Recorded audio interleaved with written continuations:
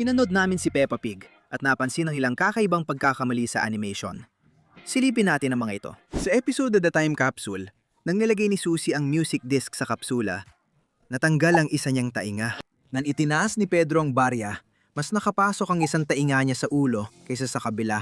Pagdating ng mga magulang para sundin ang mga bata, makikita na may 7 magulang at 8 bata. Ang mali ay, habang pinapanood ang videotape, 3 magulang at 6 na bata lang ang naroon. At sa huli, kung titingnan natin sa ilalim ng TV, makikita natin na may videotape sa loob ng player. Pero makalipas lang ang ilang frame, biglang nawawala ang videotape. Sa episode ng traffic jam, na maipit sa traffic ang pamilya ng baboy, umatras si Mommy Pig at dumaan sa shortcut. Pero ang mali, kanina lang, walang daan para sa shortcut. Ngunit heto na naman, na maipit ang pamilya sa parehong traffic, biglang nawala ang shortcut. Maya-maya sa episode, dumating sina Lola at Lolo Baboy, dalang isang picnic basket.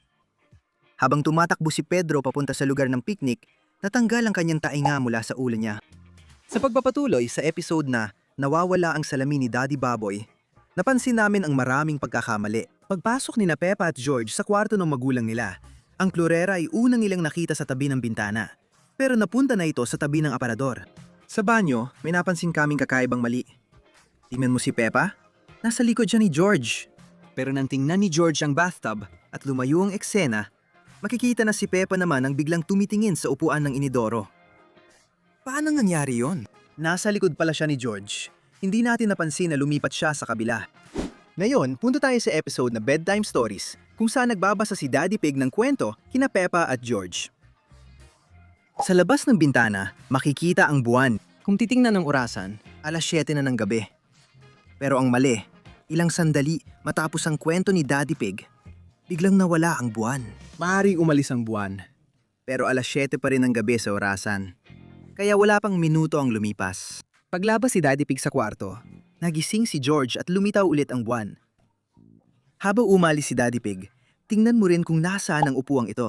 Dahil ilang sandali lang pagkatapos, nang magising si George, ang upuan ay lumapit na ngayon sa dingding.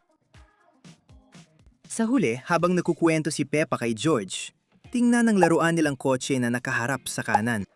Ilang eksena lang, parang mahikang bumaligtad ang kotse at nakaharap na sa kaliwa. Sa Best Friend episode, pagdating ni Susie, bukas na agad ang harap na pintuan. Pagkalipas ng konti, habang gumagawa sina Peppa at Susie ng tunog na parang sa isa't isa, biglang sumara mag-isa ang pinto. Habang naghalongkat sila sa basket ng laruan, napansin nilang walang larawan sa pader malapit sa bintana. Sa sumunod na eksena, bigla na lang sumulpot ang 2 painting ng dinosaur. At higit sa lahat, nung binindahan ni Peppa si George, kung titignan mo ang dulo ng braso niya, hindi ito nakakabit sa katawan niya. Sa school bus trip episode, napansin agad namin ang nakakatawang mali. Sa simula, inihatid ng mga magulang ang mga anak nila para sa lakad. Pero may kakaiba. Kung titingnan mo mabuti, makikita mo si Mommy Cat na nakatayo doon. Pero wala naman si Candy Cat kahit saan. Nakalimutan ba niyang isama si Candy? O nakalimutan lang talaga ng mga animator si Candy? At sa eksenang ito, tingnan mo ang lunchbox ni Susie at tandaan kung paano nakalagay ang kalahating kinain na mansanas dahil makalipas lang ng ilang frame, biglang bumaligtad ang mansanas na parang mahika. Habang sinasara ni Susie ang lunchbox niya, biglang nawala ang mansanas. At sa huli, pagkatapos magsimulang pakainin ni Peppa ang mga pato, makikita natin na maliit na lang ang natitirang tinapay niya. Pero sa susunod na frame, nag-zoom out ang eksena. At ngayon, tingnan mo ang tinapay ni Peppa. Bumalik ito sa dati nitong laki. Parang walang katapusang tinapay na glitch ba yon? Silipin natin ang ilang mali sa EV episode. Gaya na eksenang ito, habang tumutunog ng doorbell si Grandpa Pig, kita na agad ang ilong niya sa pinto. Kahit di pa binubuksan ni Daddy Pig. Sa episode na Fun Run, napansin namin ang maraming pagkakamali. Nakita mo si Daddy Pig na una ay nasa harap ng bintana, pero ngayon, nasa tabi na siya nito. Hindi lang si Daddy Pig ang lagi napapalit ng pwesto. Tingnan mo ang timba ay nasa gitna ng mga bintana. Pero ilang sandali lang ang nakalipas, nasa harap ito ng bintana. At saka, tingnan mo rin ang pwesto ni Grandad Dog. Sa likod niya ay may tabla, at sa kanan niya may pinto. Pero nung nag-zoom in ang eksena, nag-iba ang pwesto niya at may bintana na sa kanan niya. Sa Viking Day episode, Habang sinusirip ni Grandpa Pig ang pwesto ni Miss Rabbit gamit ang binoculars, makikita ang tatlong hiwa ng cake sa counter. Pagkalipas ng ilang segundo, nag-zoom in ang eksena at dalawang hiwa na lang ng cake. Walang kumain ng cake dito kaya saan ito napunta? At hindi lang yan. Napansin pa namin ang isa pang pagkakamali sa pamamagitan ng binoculars ni Grandpa Pig. Kung i-zoom natin kay Granny Wolf, makikita nating asul ang kanyang tasa. Pero nung mag-zoom sa kanya, mapapansin natin pula ng tasa niya. Sa episode na Fun Run, habang tinuturuan ni Madam Gazelle si Daddy Pig tungkol sa karera, mapapansin na mas malaki ang silid-aralan kaysa dati. Tingnan din ang whiteboard sa kaliwa, likod ni Tatay Baboy. Nawala ito, pero maya-maya lumitaw ulit ang whiteboard. Ngayon, nasa kanan ng silid. Sa episode na Parachute Jump, tumutulo ulit ang gubong ng paaralan at may tulo ulit sa silid-aralan. Napansin niyo ba ang kakaiba rito? Hindi ba dapat may kisame dito? Nag-ipon kami para ayusin ang silid-aralan. Makikita natin na bumubuhos ang ulan sa silid-aralan kahit hindi naman malaki ang butas. Saan kaya galing ang ulan na ito? Mamaya, habang kinukwento ni na Peppa at George kay Mommy Pig ang skydiving, makikita ang refrigerator sa likod. Sa pinto ng refrigerator, may sari-saring sticker. Ngayon, tingnan mong mabuti ang dalawang sticker, A at B.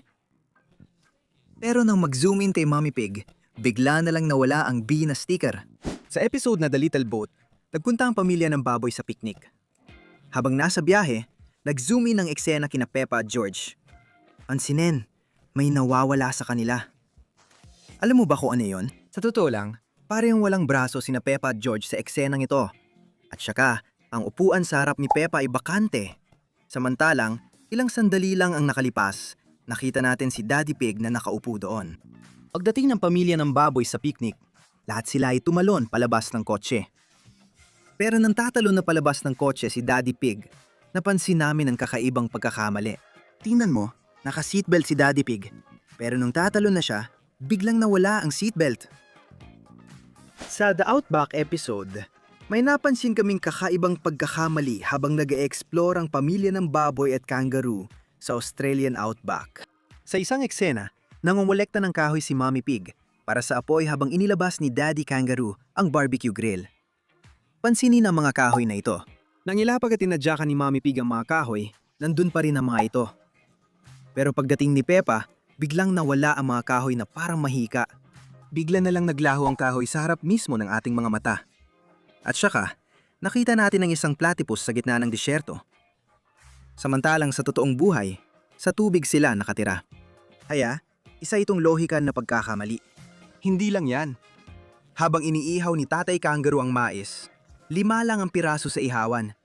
Pero 6 na ang nasa plato ng ihain niya. Sa episode na kaarawan ni Lolo Pig, nagpunta ang pamilya ng baboy sa magarang restauran para ipagdiwang ang kanya kaarawan. Pagdating nila sa mesa, makikita ang 4 na napkin doon. Ang pagkakamali ay nang isuot ni Daddy Pig ang napkin kina Peppa at George, biglang nawala ang 2 napkin. Walang iba pang nagsuot nito. Kaya saan ito napunta? Sa episode na Pretend Friend, dumalaw si Susie Sheep kay Peppa at nag-imbento siya ng kunwaring kaibigan na si Leo Lion. Pagkatapos maglaro sa hardin, tinawag sila ni Mommy Pig para kumain ng fruitcake. Ngayon, tingnan ninyo mabuti. Makikita natin dito na naghati si Mommy Pig ng 2 piraso ng cake. Isa para kay Peppa at isa pa para kay Susie. Kung titingnan ng cake, parang may kumuha na ng 2 piraso. Sa ngayon, ayos naman. Ang naging mali. Pagkatapos ng ilang sandali, naghiwa pa si Mommy Baboy ng 1 pang piraso ng cake para sa kunwaring kaibigan ni Susie. Kaya 3 piraso na ng cake na yon, tama? Pero ang mali, kung titingnan ng cake dito, kapareho pa rin ang laki nito gaya ng dati, nung 2 piraso pa lang nahiwa. Makikita natin na pareho pa rin ang laki ng cake bago at pagkatapos, kahit nahiwa pa ang 1 pang piraso. Seryoso, talagang kahanga-hanga ang mahiwagang kusina ni Mommy Baboy. Sa isang episode na gumagawa sina Peppa at mga kaibigan ng sarili instrumentong pangmusika, may napansin kaming nakakatawang pagkakamali. Sa umpisa ng episode, tumutugtog ng iba't ibang instrumento ang mga bata habang pinapanood ni Madam Gazelle. At kung titingnan natin sa likod mismo ni Madam Gazelle, mapapansin natin ang isang baso na puno ng mga lapis na dikulay. Nagkamali dahil pagkalabas ni Madam Gazelle ng kahon, Biglang nawala ang baso sa likod niya. Pagkalipas ng ilang segundo, muling lumitaw ang baso na puno ng lapis na dikulay. Iyan ang mga pagkakamali sa animation ng Peppa Pig na napansin namin. Salamat sa panonood, hanggang sa susunod na video.